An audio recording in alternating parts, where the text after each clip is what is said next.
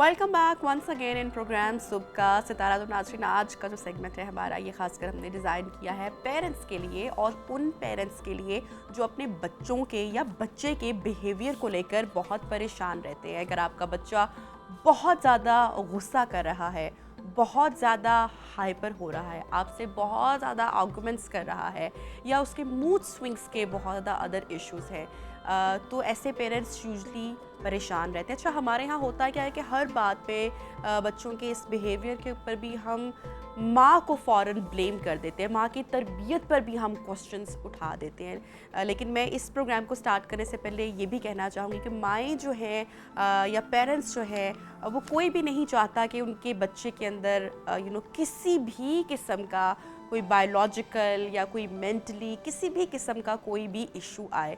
Already parents जो है वो अपने बच्चों के किसी भी मामले को लेके जो कि नॉर्मल से हट कर होता है, उसको लेकर बहुत परेशान होते हैं। तो ऐसे में जो एज अ सोसाइटी हम प्रेशर करते हैं, हम क्वेश्चन करते हैं, हम मशवरे देते हैं कि अच्छा बच्चा ज़िद्दी है, इसको एक लगाओ, इसके कान के नीचे लगाओ, इसको ऐसे ट्रीट करो, इसको सबक सिखाओ।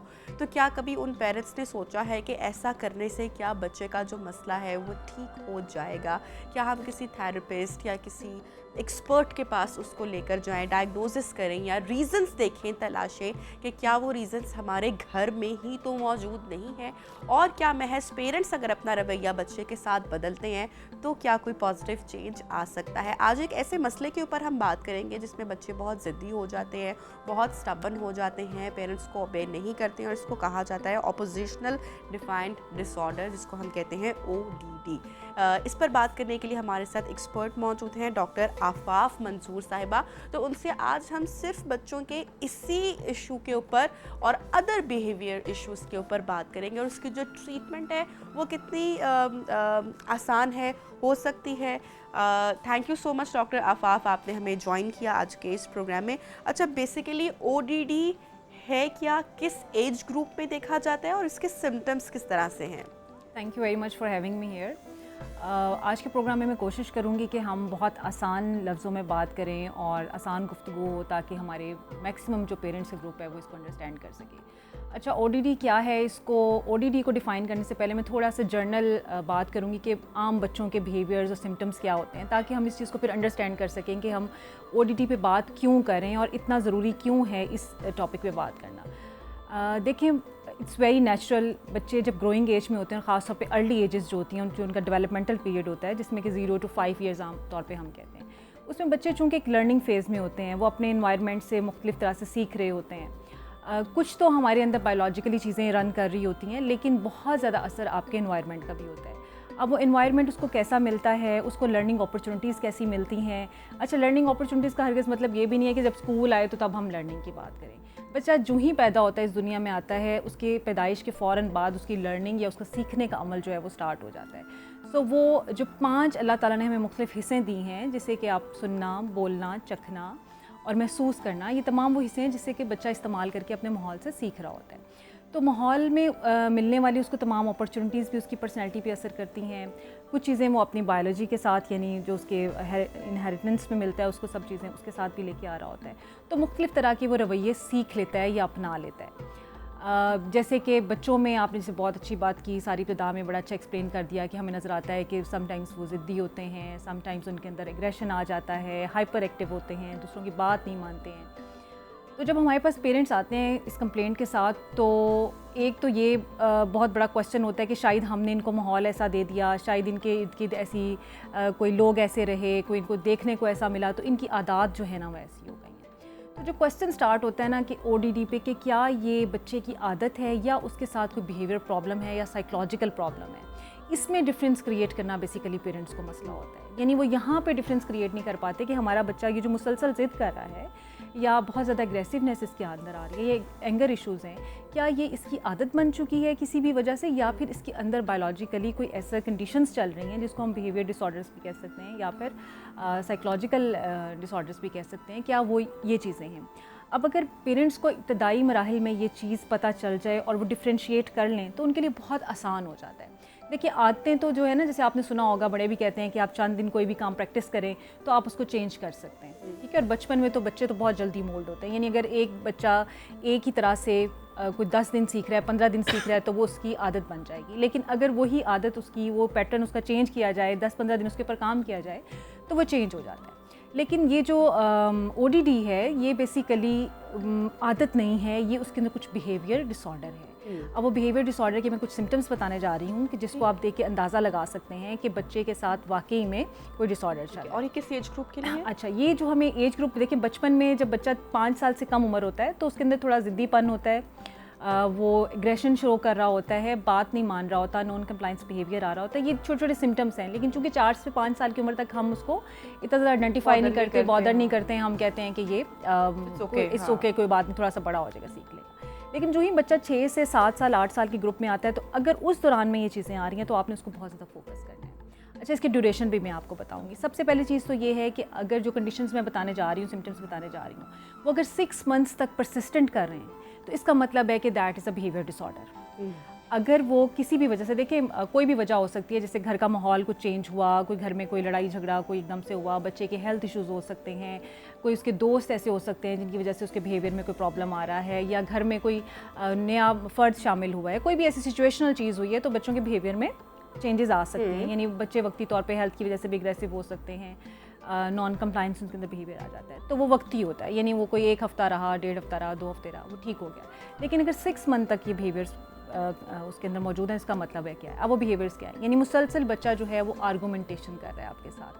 آرگومنٹیشن کا مطلب یہ ہے کہ دیکھیں, آرگومنٹیشن ویسے تو اچھی بات ہے, ہم بچوں کو سکھاتے ہیں کہ آپ آرگومنٹس کریں, لیکن وہ اللاجیکل آرگومنٹس ہوتے ہیں. یعنی آپ نے بچے کو کوئی بھی کام کرنے کے لیے کہا ہے, وہ اس کو نان کمپلائنس کرے گا سب سے پہلے, اور اس کے بعد اس کے پاس ہر چیز کی جسٹیفیکیشن موجود ہوگی, ہر بات پہ اس نے آرگومنٹس کرے گا. اچھا, دوسری چیز یہ ہے کہ بچے کے اندر تھوڑا سا غصہ بھی ہوگا, اگریسونیس بھی ہوگی, کہ بچہ جو ہے وہ بات بے وجہ جو ہے وہ نا اس کے اوپر اگریشن شو کرے گا. تیسری چیز یہ ہے کہ بچہ جھوٹ بولے گا, یعنی وہ آپ کے ساتھ چیزوں کو کور کرنے کی کوشش کرے گا, چھپانے کی کوشش کرے گا. اب یہ ساری چیزیں, یہ بیہیویئرز بچے کے جو ہیں, یہ صرف پیرنٹس کے ساتھ نہیں ہوں گے, یہ بھی آپ نے نوٹ کرنا ہے.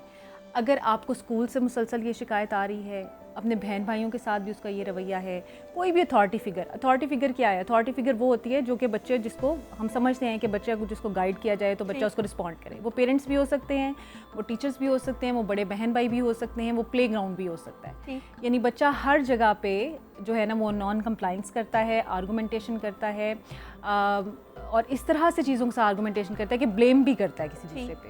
اچھا ڈاکٹر عفاف, یوزلی ہم نے دیکھا ہے, چونکہ اویئرنیس کا بھی فقدان تھوڑا سا ہے ہمارے ہاں, پیرنٹس بہت دیر سے ریئلائز کرتے ہیں, اور اس سے پہلے جو عام رویہ ہے وہ یہی ہوتا ہے کہ ایسے بچوں کو جو کہ ضدی ہوتے ہیں, اسٹبن ہوتے ہیں, آرگومنٹس کر رہے ہوتے ہیں, ان کو ڈانٹ ڈپٹ ہی پہلی طور پہ پیرنٹس کے یہ اسی طریقے سے, چونکہ اور اسپیشلی اگر لڑکے ہوں تو ہمارے یہاں کے لڑکے ہیں یہ تو بڑے ہو کر اور بے قابو ہو جائیں گے, بے لگام ہو جائیں گے, تو ان کے ساتھ سختی سے ہی ان کو ٹھیک رکھا جا سکتا ہے. آپ کو لگتا ہے کہ پیرنٹس یہاں پر ہی پہلی غلطی کر رہے ہوتے ہیں؟ دیکھیے, سختی کرنا ایک اس حد تک کہ بچے کی ڈائریکشنز ٹھیک کرنا یا بچے کو گائیڈ کرنا, وہاں تک تو سختی کے میں بالکل حق میں ہوں. دیکھیں نا, parents are the authority figure. اگر پیرنٹس بچوں کو گائیڈ نہیں کریں گے یا بتائیں گے نہیں, یا ان کے لیے رولز اینڈ ریگولیشن سیٹ نہیں کریں گے کہ آپ نے اس رول کو فالو کرنا ہے, اتنا یہاں تک آپ کی لمٹ ہے, اس کو آپ نے کراس کرنا ہے, یہاں سے نہیں کرنا, تو کون کرے گا؟ یہاں تک تو ٹھیک ہے.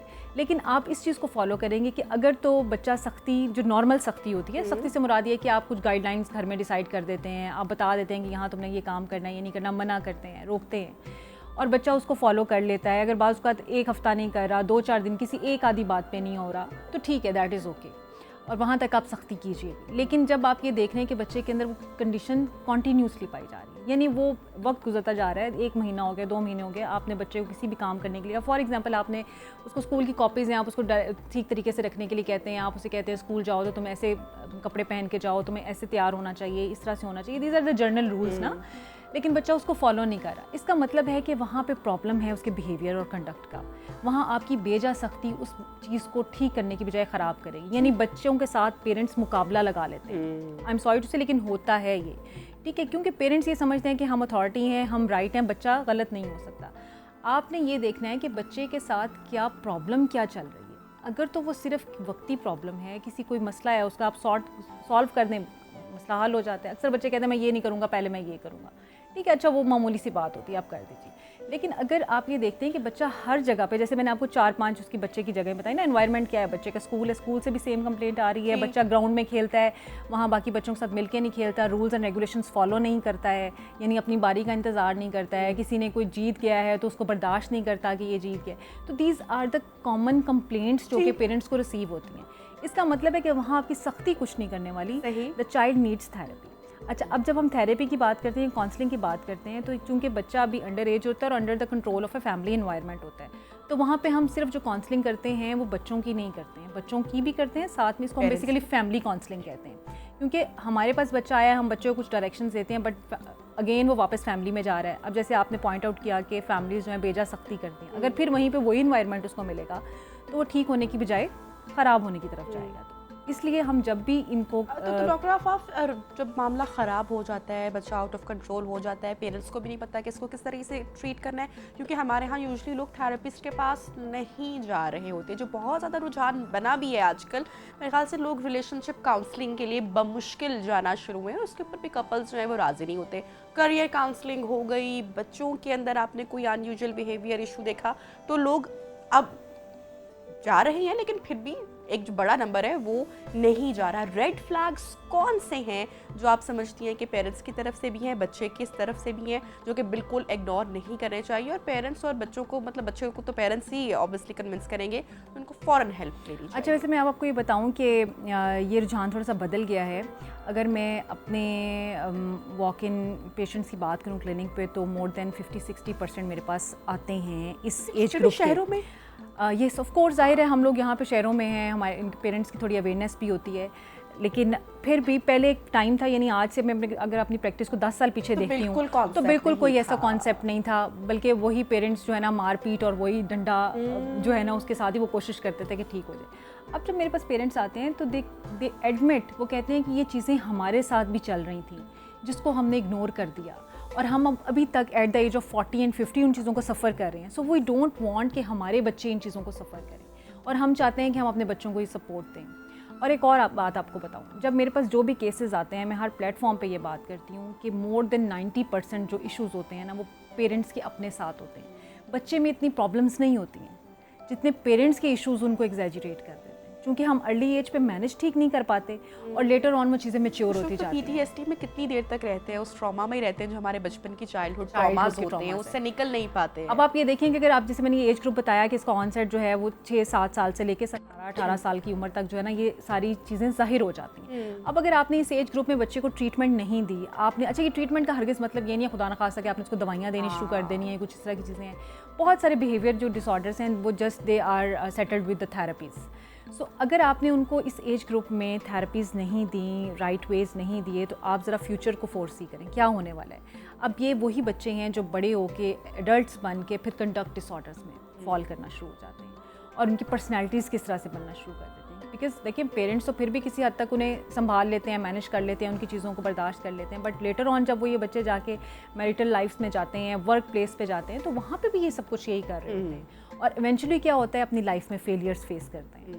سو اٹ مینس کہ یہ والا جو ایج گروپ ہے اس کو ہرگز یہ سمجھ کے اگنور مت کیجیے کہ یہ بچے جو ہیں بچے ہیں, ٹھیک ہو جائیں گے, اور ہم ایسے کر لیں گے تو ایسے ہو جائے گا, ابھی نوکری کرنا شروع ہو جائے گا تو ٹھیک ہو جائے گا, کالج جانا شروع ہو جائے گا تو ٹھیک ہو جائے گا. عام طور پہ ہمارے یہی رویے ہوتے ہیں. ٹھیک ہے, لڑکیوں کے لیے ہم خیال کرتے ہیں کہ شادیاں ہو جائیں گی تو ٹھیک ہو جائیں گی, لیکن ایسا نہیں ہوتا. انفارچونیٹلی یہ پھر جا کے اپنی لائف میں بہت اسٹرگل کرتے ہیں. سو وی ریئلی نیڈ ٹو پونڈریٹ. جیسے ہی آپ کا بچہ 2.5-3 سال, دیکھیں کوئی بھی چیز جو اگنور کرنے کی, میں آپ کو ایک اس کا سمپل سا فارمولا بتا دیتی ہوں. کوئی بھی چیز جو آپ اگنور کرنا ہے, کوئی بھی ایسا سمٹم, وہ آپ میکسیمم 2 سے 2.5 سال کے بچے کی عمر تک میں کر سکتے ہیں.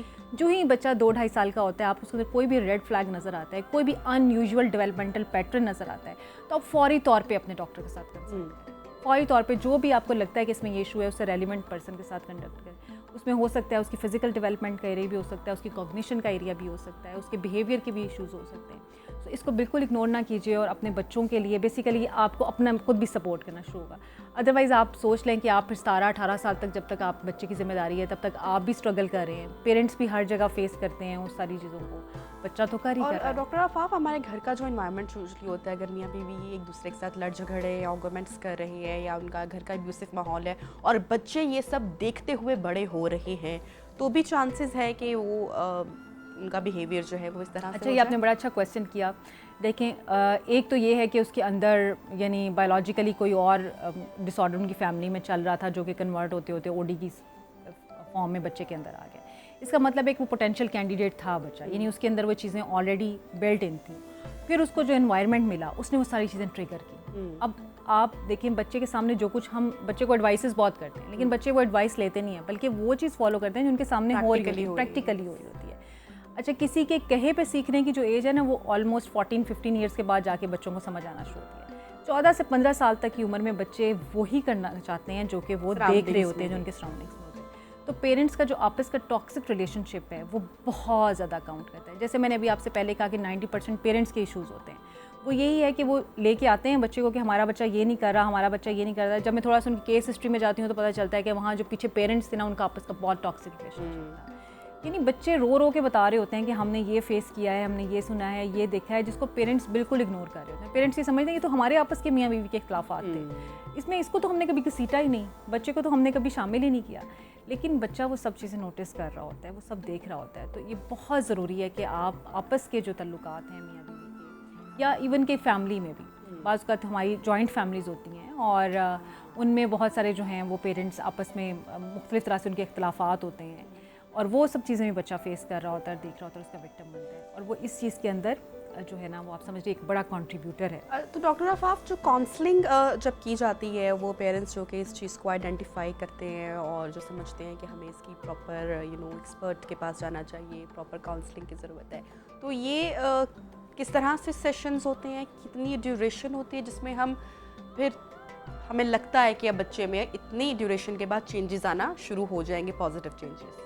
اچھا اس میں ہم عام طور پہ جو ان کے ساتھ سیشنز کرتے ہیں وہ کاؤنسلنگ سیشنز ہم ریکمینڈ کرتے ہیں انیشلی 8 to 10 سیشنز, اور وہ ویری کرتا ہے کنڈیشن پہ. اسٹارٹ میں یعنی ویکلی سیشنز ہوتے ہیں ان کے. سم ٹائمز اگر بہت سویئر سچویشن ہو, مطلب کوئی ایسی ریسنٹ کوئی ایسا ایونٹ ہوا ہو اگر بہت سویئر ہو اور اس کا بہت زیادہ افیکٹ ہو رہا ہو بچے پہ یا فیملی پہ, تو ہم بعض کا 3 days کے بعد بھی وہ سیشن ارینج کرتے ہیں.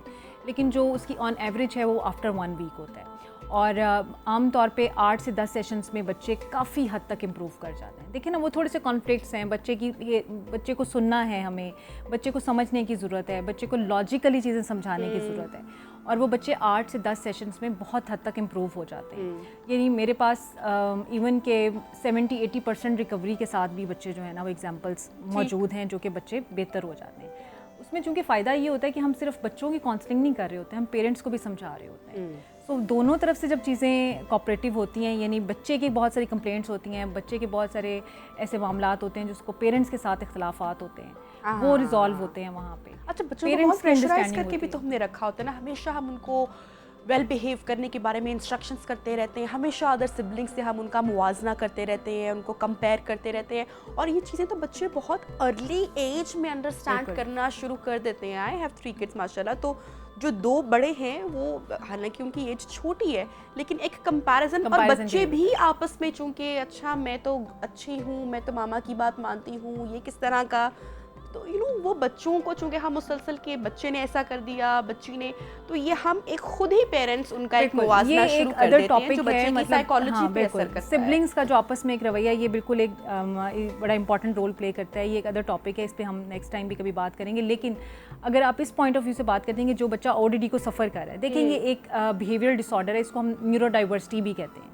یعنی اس کا جو نروس سسٹم ہے وہ چیزوں کو ڈفرینٹ رسپونڈ کر رہا ہے. اب جب وہ ڈفرینٹ رسپانس کر رہا ہے تو اس کے انوائرمنٹ میں بھی جو معمولی چیزیں ہوتی ہیں وہ اس کے لیے ٹریگر پوائنٹ بن جائے گا. ٹھیک ہے, تو آپ نے اس چیز کو بڑا فوکس کرنا ہے کہ آپ ان چیزوں سے کیسے اس کو جو ہے نا وہ احتیاط کریں. اب دیکھیں جو بچہ ODD کے ساتھ ہے, فار ایگزامپل میں نے کہا کہ وہ اسکول میں جاتا ہے تو وہاں پہ بھی وہ اپروپریٹلی بیہیو نہیں کرتا, وہاں سے بھی اس کو لان تان ہوتی ہے, وہاں سے بھی اس کو ڈانٹ ٹپٹ پڑتی ہے, بہن بھائیوں کے ساتھ کھیلنے بیٹھے ہیں تو وہ جیسے میں ہمیشہ ایگزامپل دیتی ہوں کہ آپ کوئی لوڈو کھیل رہے ہیں, کوئی گیم کھیل رہے ہیں تو وہ الٹا دیتے ہیں یوں کر کے, یہ دس از ناٹ مائی رول, یہ میں نے فالو نہیں کرنا. ٹھیک ہے, اب وہاں پہ بھی اس کا لڑائی جھگڑا شروع ہو گیا, پیرنٹس کے پاس گیا, پیرنٹس باقی بہن بھائی کمپلین لے کے گئے ہیں, پیرنٹس فوری طور پہ جو ایگریسو ہو جاتے ہیں, تم ہمیشہ ہر جگہ یہی کرتے ہو. اب اس کو تو مطلب اس کے تو برین کے اندر پرابلم ہے نا, جو اس کو سمجھ نہیں پا رہا, کہ سمجھا نہیں پا رہا کہ تم نے یہ کام ایسے کرنا ہے یا ایسے کرنا ہے. اس کو سالو کرنے کی ضرورت ہے, اس کو ایڈجسٹ کرنے کی ضرورت ہے. So these are all triggers जो कि उसको जो है thank you so much doctor Afaf, आपने हमें ज्वाइन किया। आई एम श्योर कि बहुत सारी चीज़ों के हवाले से आपको भी आज हेल्प मिली होगी डॉक्टर अफाफ की बातों की बात है, किस तरह से हमने बच्चों को जो कि स्पेशली ODD से सफ़र कर रहे हैं उनको कैसे आप ट्रीट कर सकते हैं, और एक्सपर्ट के पास जाना, प्रोफेशनल के पास जाना कितना इंपॉर्टेंट हो सकता है, और सिर्फ 8-10 सेशन रिक्वायर्स है, और अगर आपके बच्चे के बिहेवियर के अंदर वो एक पॉजिटिव तब्दीली लेकर आते हैं तो वाई नॉट। प्रोग्राम का नाज़रीन टाइम ख़त्म हो रहा है, अपना बहुत सारा ख्याल रखिएगा, अल्लाह हाफ़िज़।